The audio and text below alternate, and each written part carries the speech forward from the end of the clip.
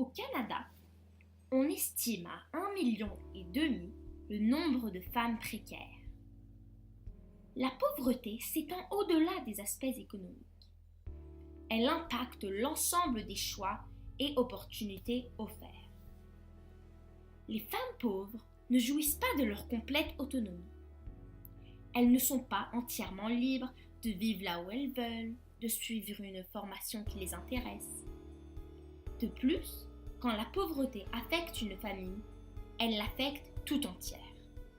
Les plus jeunes, qui sont les plus vulnérables, sont les plus touchés. La pauvreté est donc au cœur de la violation des droits de l'enfant. La pauvreté affecte tous les aspects du développement des enfants et les fait grandir dans un stress toxique généralisé. Le déficit s'établit au début de la vie d'un enfant et perdure ensuite. À 5 ans, les enfants les plus pauvres ont entendu 30 millions de mots de moins que leur père fortuné. Avant même de commencer l'école, ces enfants sont pris dans un terrible cercle vicieux. Accompagner les enfants dès le plus jeune âge et soutenir les mères dans leur rôle de parents. Voilà comment briser ce cercle vicieux. C'est notre ambition. Maintenant que nous savons cela, nous voulons agir. En tant que jeunes, nous voulons agir par un projet immédiat, tangible.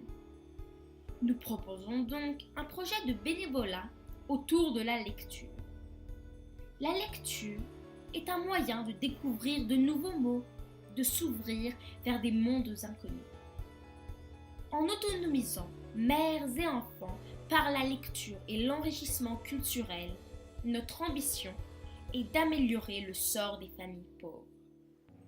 Nous voulons commencer à Côte-des-Neiges, près de notre école, en instaurant un programme hebdomadaire. Les mères identifiées par des professionnels seraient référées à notre programme de lecture aux jeunes enfants. Qui s'en occupera? Les adolescents bénévoles et passionnés de lecture de notre école.